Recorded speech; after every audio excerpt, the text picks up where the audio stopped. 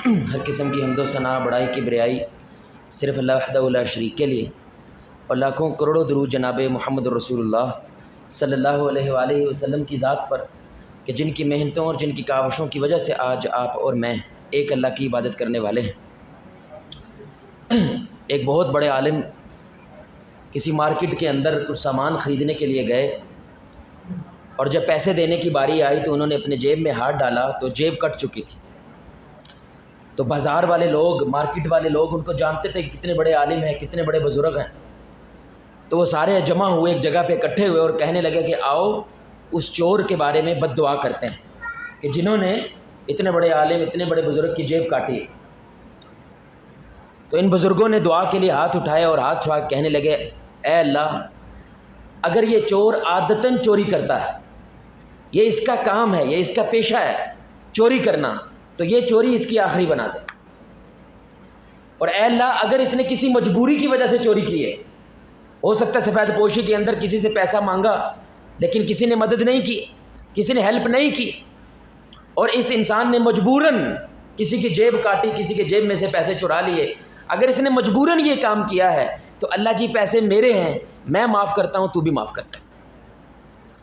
ایک چور کے بارے میں بھی ہمارے بزرگ پہلے حسن ظن رکھتے تھے، مثبت سوچتے تھے کہ ہو سکتا ہے کسی مجبوری کی وجہ سے اس نے یہ عمل کیا ہو، اور جب اللہ کے سامنے اس کا مقدمہ رکھتے تھے تو حسن ظن کے ساتھ رکھتے تھے، اچھی سوچ کے ساتھ رکھتے تھے کہ عادتاً چور ہے تو اللہ جی اس کی چوریاں ختم کر دے، اور اگر اس نے مجبوراً چوری کی ہے تو اللہ جی میرے پیسے ہیں، میں معاف کرتا ہوں، اللہ جی آپ بھی معاف کر دیں۔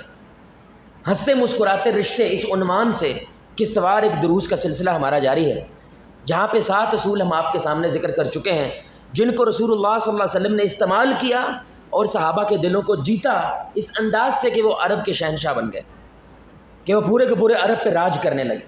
اور آج 8واں اصول میرے بھائی یہ کہتا ہے کہ اپنے مسلمان بھائی کے بارے میں حسن ظن رکھیں، اپنے مسلمان بھائی کے بارے میں مثبت سوچ رکھیں۔ پہلی سوچ کم از کم وہ مثبت ہونی چاہیے، وہ خیر پہ مبنی ہونی چاہیے۔ اور اسلام کہتا ہے کہ حسن ظن وہی رکھ پائے گا اپنے مسلمان بھائی سے جو اللہ سے حسن ظن رکھتا ہے، یعنی حسن ظن میں سب سے پہلے آپ کا حسن ظن اللہ سے ہونا چاہیے۔ اس لیے بڑی پیاری حدیث ہے رسول اللہ صلی اللہ علیہ وسلم کی، آپ نے فرمایا انا عند ظن عبدی بی، جیسا بندہ میرے بارے میں گمان کرتا ہے میں بندے کے ساتھ ویسے ہی معاملہ کرتا ہوں۔ آپ کو ایسا لگتا ہے کہ مجھے نہیں لگتا اللہ مجھے معاف کرے گا، مجھے نہیں لگتا مجھے رزق ملے گا، مجھے نہیں لگتا میرا کام چلے گا، مجھے نہیں لگتا میرا نظام چلے گا، تو اللہ بھی بندے کے ساتھ ایسا ہی معاملہ کرتا ہے۔ لیکن اگر آپ اللہ کے بارے میں ایسا گمان رکھتے ہیں کہ اللہ مجھے ذلیل نہیں کر سکتا، اللہ میرے ساتھ ناانصافی نہیں کرے گا، اللہ مجھے خوار نہیں ہونے دے گا، اللہ مجھے بھوکا نہیں مرنے دے گا، تو اللہ تعالیٰ بندے کے ساتھ ویسا ہی معاملہ کرتا ہے۔ تو جب اللہ کے بارے میں بندہ حسن ظن رکھنا شروع کرتا ہے، اس کا ذہن خود بخود مثبت ہو جاتا ہے، وہ پھر دوسروں کے بارے میں بھی مثبت سوچنے لگ جاتا ہے، دوسروں کے بارے میں ایکسکیوز پیدا کرنے لگ جاتا ہے۔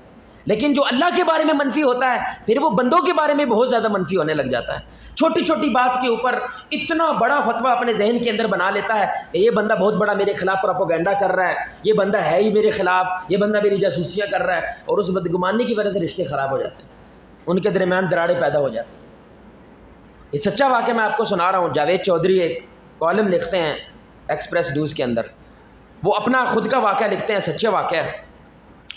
وہ کہتے ہیں کہ میں اصل میں 4 کالم بھی لکھتا ہوں، پھر پروگرام بھی کرتا ہوں، میرے پاس وقت نہیں ہوتا، بڑی مشکل سے تھوڑا سا وقت بچتا ہے۔ تو ایک بچپن کا دوست تھا، اس کو میں نے کال کی کہ بھائی بڑی مشکل چھٹیاں ملی ہیں، میں چھٹیاں گزارنے کے لیے تمہارے پاس آ رہا ہوں، بڑی سننے کی بات ہے۔ تو وہ بڑا خوش ہوا، کہنے لگا بھائی بڑی مدت کے بعد مل رہے ہیں، بچپن کی یادیں دوبارہ تازہ ہو جائیں گی، آپ ضرور تشریف لائیں۔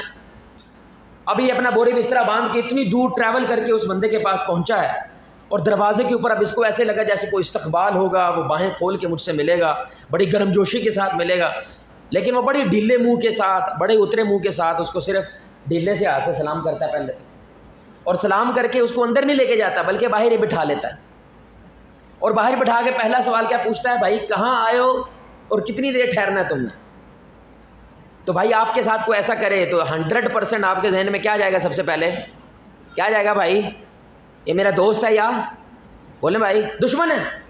مطلب بدگمانی کی انتہا ہوگی آپ کے ذہن میں، یار ابھی 2-4 روز پہلے تیرے سے کال پہ بات ہوئی ہے، اور اتنی دور سے ٹریول کر کے میں تیرے پاس پہنچا ہوں, چھٹیاں منانے کے لیے آیا ہوں, یار نہیں ملنا نہ مل بھائی, نہیں میرے ساتھ آنا نہ آ, یہ ایسا رویہ تو اختیار نہ کرو. لیکن وہ آدھا گھنٹہ وہ بالکل خاموشی سے بیٹھے رہے, اور آدھے گھنٹے کے بعد وہ کہتا ہے ہاں بھائی میں چلتا ہوں, پھر کہتا ٹھیک ہے بھائی اللہ حافظ.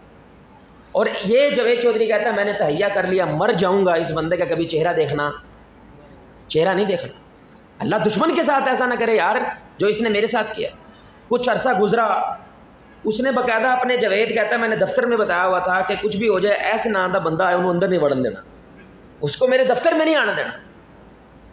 اب وہ بندہ آ گیا دفتر میں, اور بڑا انہوں نے چوکیداروں نے روکا, بھائی آپ کو اندر جانے کی اجازت نہیں ہے, لیکن یہ بہرحال غصے کے اندر پہنچ گیا اندر. اور جاوید چودھری آ گیا, میں جیسے ہی اسے دیکھا میں تپ گیا, مجھے غصہ آیا, وہ تو پھر اتنے آ گئے, پھر مجھے کوئی بری خبر سنانے کے لیے تو آیا. اس نے کہا یار اگر میں نے زندگی میں تیرے ساتھ کوئی اچھائی کی ہے تو بھائی 2 منٹ بات تو سن لو, بات تو کچھ تو کیا ہوگا چنگا یار میں نے تیرے ساتھ, تجھے اس کا واسطہ ہے بھائی بات تو سن لینا. وہ پھر غصے سے کہتا اچھا سنا, اور منہ پرے رکھتا ہے, اس کی طرف نہیں دیکھتا. وہ کہتا ہے کہ میری شادی کو الحمدللہ کوئی 8-10 سال گزر چکے ہیں, اللہ نے مجھے کوئی اولاد نہیں دی. اور جس دن تیرے کال آئی تھی نا کہ بھائی میں تیرے پاس آ رہا ہوں چھٹیاں گزارنے کے لیے, اس دن اللہ نے مجھے اولاد کی نعمت سے نوازا. میں بڑا خوش تھا کہ بھائی ایک تو اولاد کی نعمت ہے اور ایک تو بھی میری خوشی میں شریک ہو رہا ہے, تو خوشی دوبالا ہو جائے گی. لیکن جس دن تو نے لینڈ کیا اللہ نے میرے سے وہ اولاد واپس لے لی, وہ مر گیا, دنیا سے رخصت ہو گیا.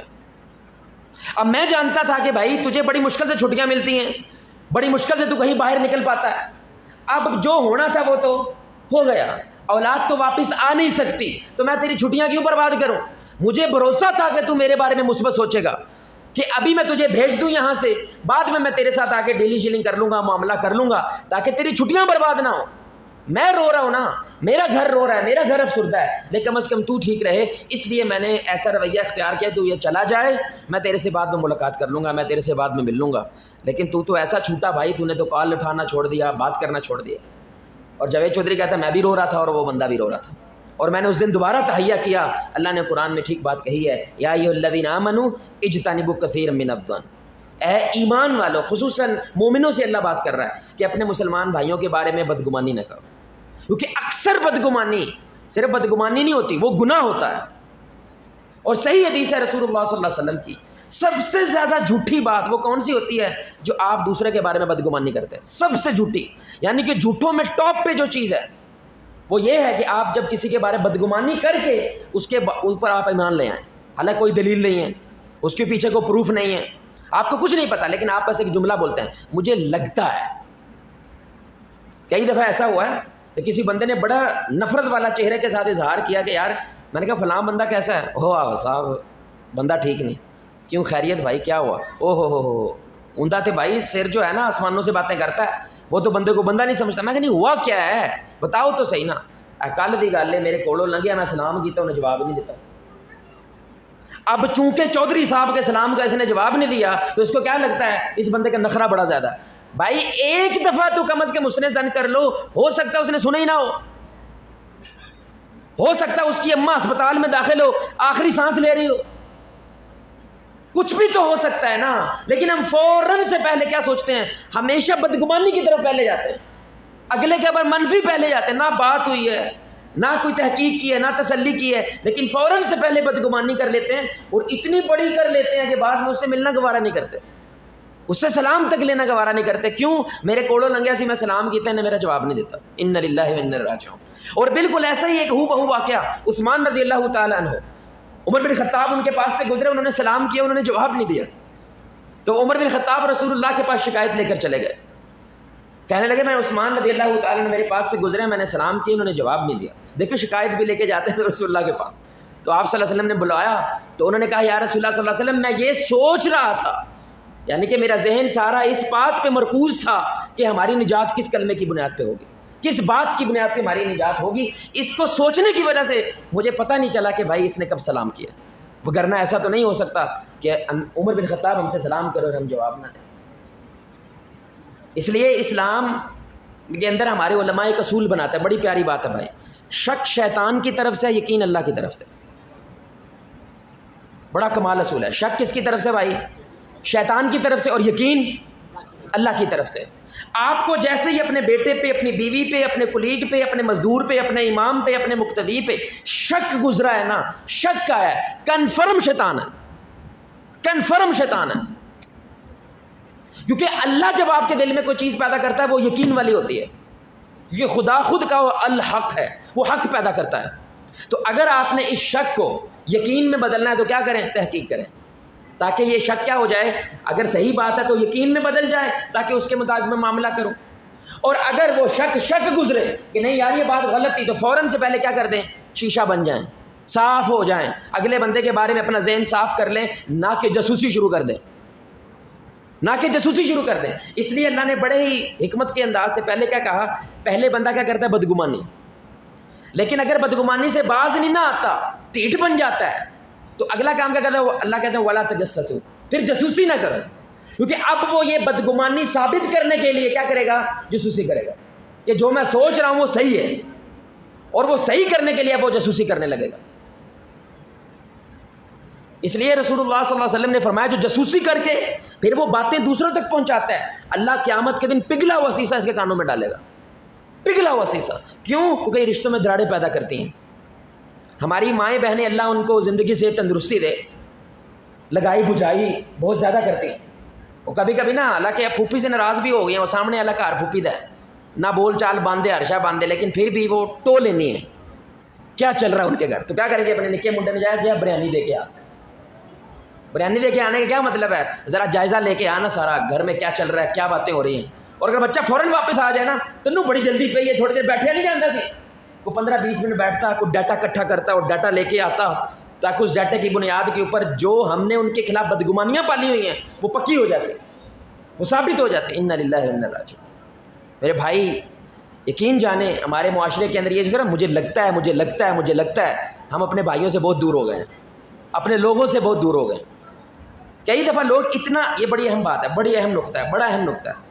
آپ پتہ کیوں ایسا سوچتے ہیں دوسروں کے بارے میں بہت زیادہ غلط؟ جب آپ کو لگتا ہے میں صحیح ہوں، جب آپ اپنے بارے میں بہت زیادہ صحیح سوچنے لگ جاتے ہیں نا، تبھی تو آپ سوچو گے میں تو صحیح ہوں، یہ سارے غلط ہیں بھائی، میں تو جنتی ہوں، میرے پاس تو سرٹیفکیٹ ہے، میں نے تو جنت میں جانا ہے، میرے تو جبریل علیہ السلام کے ساتھ گپ شپ چل رہی ہے بھائی، جہنمی تو سارے یہ بیٹھے ہیں، برا تو میں نے ان کے بارے میں سوچنا ہے. یہی وجہ ہے، یہ بڑا کمال نقطہ ہے. اللہ نے کسی کو نہیں بتایا وہ جنتی ہے یا، بولیں بھائی کوئی بندہ آپ میں سے بیٹھا ہوا لکھ کے دے سکتا ہے وہ جنتی ہے؟ بولیں بھائی عین ممکن ہے. اللہ محفوظ رکھے اس بات سے، آپ کی 70 سال کی عبادت اللہ کی قسم آپ کو جہنم میں لے کے چلی جائے. اور یہ میں نہیں کہہ رہا، صحیح مسلم کی حدیث ہے، رسول اللہ صلی اللہ علیہ وسلم نے فرمایا بندہ نیک عمل کرتا رہتا ہے یہاں تک کہ اس کے اور جنت کے درمیان ایک بالشت کا فاصلہ رہ جاتا ہے، اور وہ ایسی چبڑ مار دیتا ہے، ایسا بڑا گناہ کر دیتا ہے کہ اس ایک کی وجہ جہنم میں چلا جاتا ہے. اور انسان برے اعمال کرتا رہتا ہے کہ اس کے اور جہنم کے درمیان کچھ فاصلہ رہ جاتا ہے، لیکن وہ کوئی ایک ایسی نیکی کر دیتا ہے، کوئی ایک ایسا خیر کا کام کر دیتا ہے کہ اللہ اسے جنت میں بھیج دیتا ہے. سبحان اللہ. تو کوئی نہیں جانتا میرے بھائی کہ کون جنتی اور کون جہنمی. آپ کو اپنی فکر زیادہ کرنی چاہیے.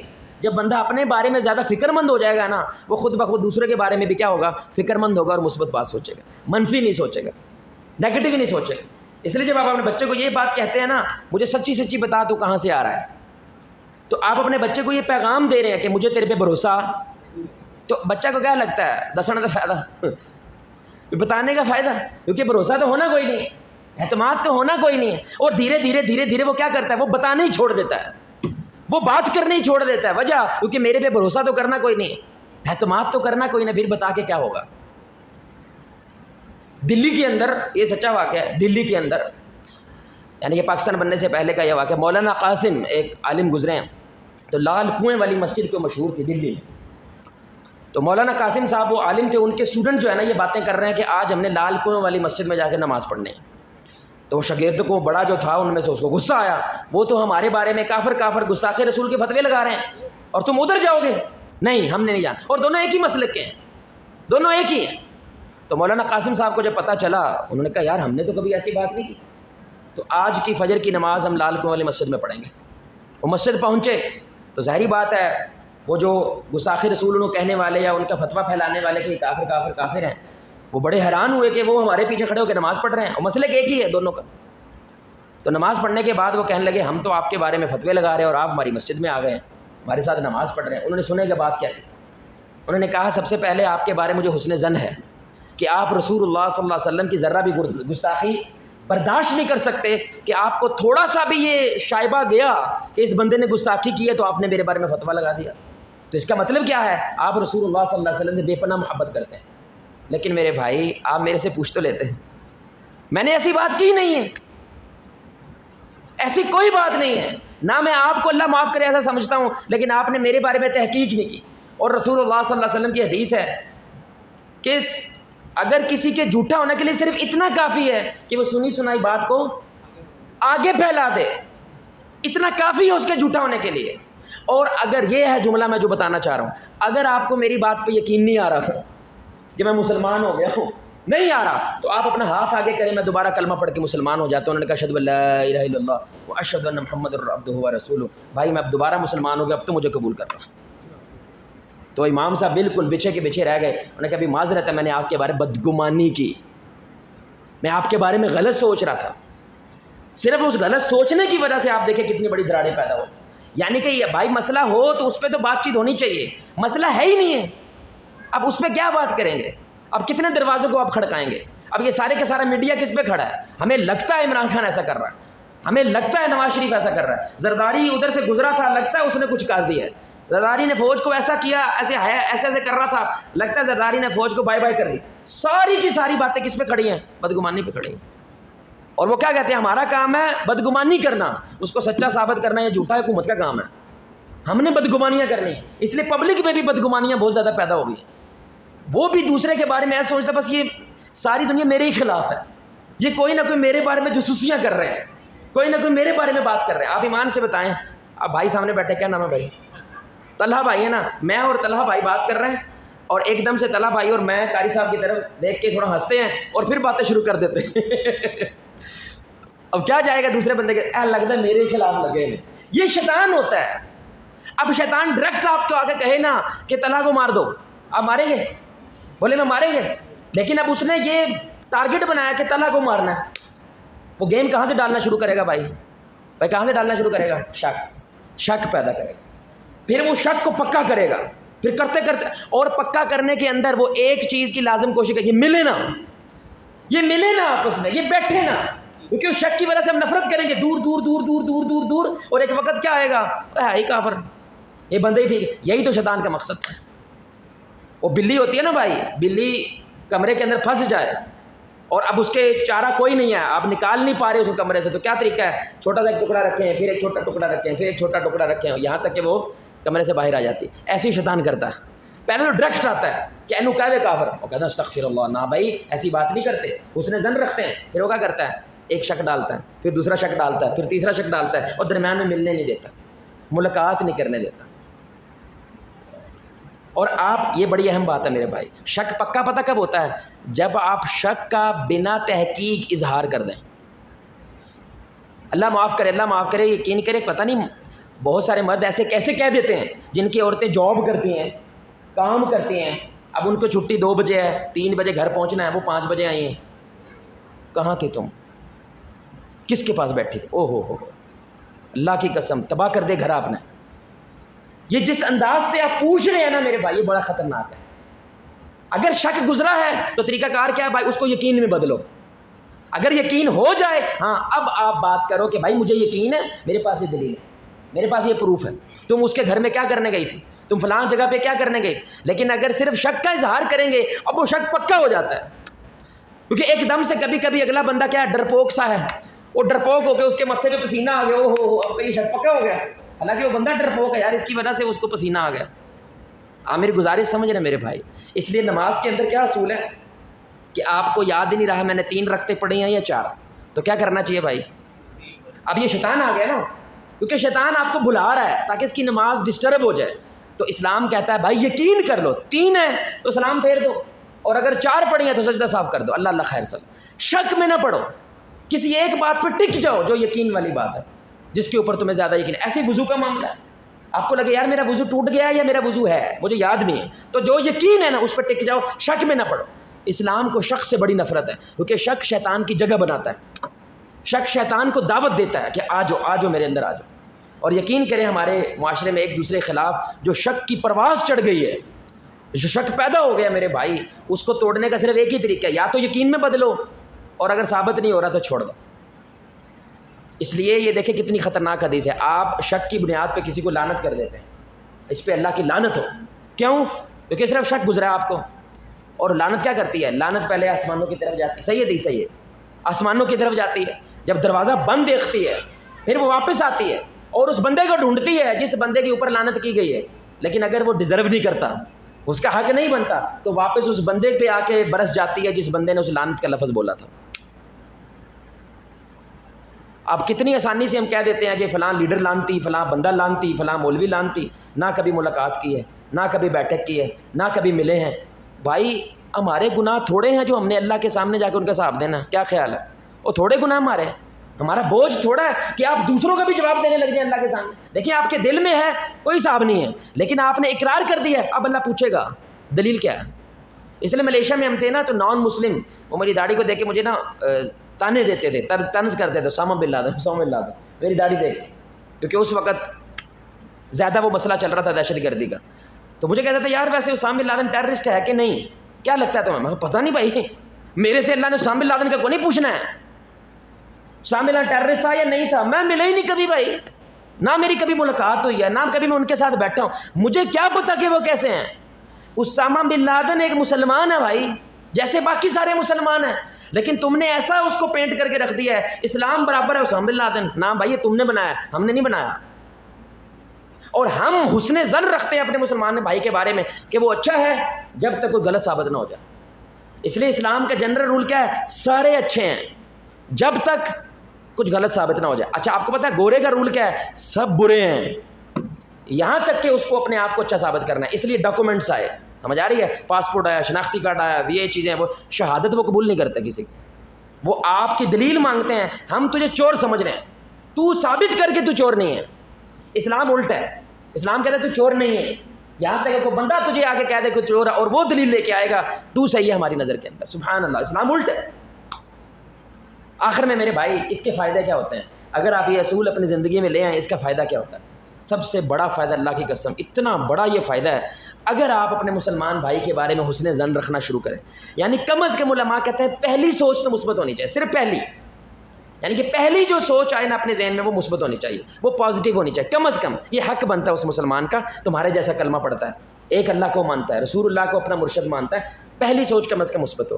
اگر تم یہ کرنے لگ گئے, اللہ تمہیں ایک بہت بڑی بیماری سے آزاد کر دے گا, غیبت اور چغل خوری. کیا خیال ہے بھائی؟ جب آپ بدگمانی پالو گے تو اس بدگمانی کو کسی کے ساتھ بانٹو گے, اور وہ بدگمانی جو بانٹ رہے اس کا کوئی پروف ہے کوئی نہیں ہے, تو آپ غیبت بھی کرو گے, چغلیاں بھی کرو گے. تو اگر آپ پہلے حسن ظن رکھ لو تو آپ پہلے ہی اس چیز سے کیا ہو جاتے ہیں؟ بولے بھائی, آزاد ہو جاتے ہیں. اللہ آپ کو ویسے ہی سے آزاد کر دیتا ہے. اس کا دوسرا فائدہ کیا ہوتا ہے؟ بہت مال, آپ نرم ہو جاتے ہیں. اپنے مسلمان بھائیوں کے لیے کیا ہو جاتے ہیں؟ نرم ہو جاتے ہیں. کیونکہ سخت آدمی کیا کرتا ہے؟ جو ہنٹر لے کے پھر رہا ہوتا ہے نا, ہنٹر لے کے جنتی جنمی یہ کر کے پھر رہا ہوتا ہے, وہ بڑا ڈڈا آدمی ہوتا ہے, سخت ہو جاتا ہے.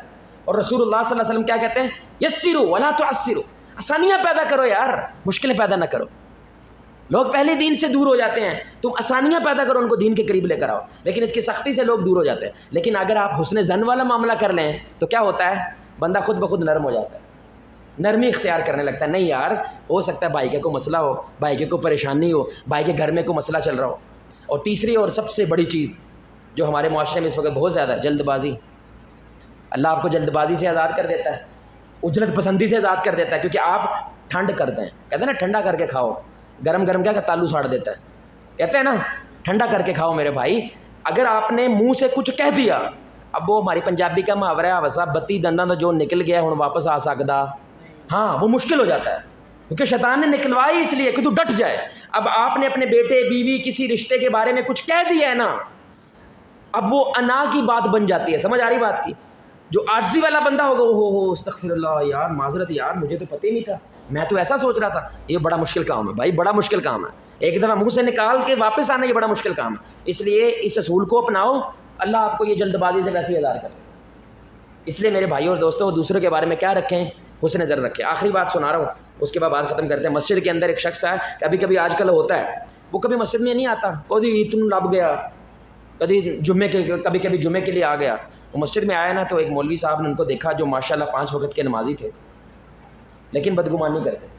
انہوں نے دیکھ دے کہا پوائنٹ تسی کدھر, ایسے کہتے ہیں نا ہماری مسجدوں میں, کو بندہ کبھی کبھی مسجد آنے والا نا, تجھے راہ بھول گیا, آگے بھائی سورج مغرب تو نکلیا لگتا ہے, تسی کدھر آ گئے ہو.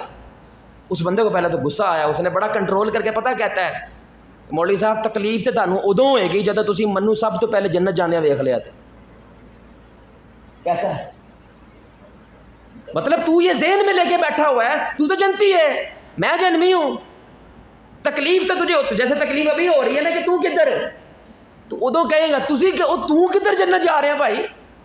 اور اللہ کو پوچھ سکتا, بولے بھائی جسم کا دھندا کرنے والی عورت کتے کو پانی پلا رہی ہے, اللہ نے معاف کر دیا, تو پوچھ سکتا ہے اللہ کو یا اللہ ایسا کیوں کر رہے ہو, میری مرضی, جو مرضی کروں گا میں بتاؤں گا جنت میں کون جائے گا, جہنم میں کون جائے گا. بندہ بن, رب نہ بن, بندہ بن, رب نہ بن بھائی. حسن زن رکھو, کیوں جو اللہ کے بارے میں حسن زن رکھتا ہے یقین کریں اس کے اندر یہ حسن زن پیدا ہو جاتا ہے. جو اللہ کے بارے میں ہر وقت ٹینشن میں رہتا ہے, ہائے ایسا نہ ہو جائے, ہائے ایسا نہ ہو جائے, بھائی جب تک اللہ نہ چاہے ہو سکتا ہے, بولے بھائی جب تک اللہ نہ چاہے ہو سکتا ہے. وہ کو غریب کہتا نا صاحب دن کی میں لنگن گئے, میں کہا جی میں پہلے لانگ گئے نا.